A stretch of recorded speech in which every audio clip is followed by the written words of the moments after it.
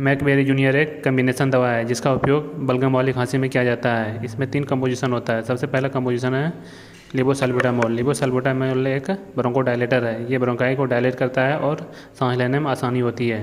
दूसरा है ambroxol. Ambroxol एक म्यूकोलाइटिक एजेंट है। ये म्यूकस को तोड़ता है और ये म्यूकस को बाहर निकालने में मदद करता है। तीसरा है गुआनफेंसिन। गुआनफेंसिन एक एक्सपेक्टोरेंट है। ये कफ को बाहर निकालने में सहायता करती है। ये एक बहुत ही अच्छी दवा है। ये दवा किसी भी मेडिकल स्टोर पे बहुत आसानी से मिल जाती है।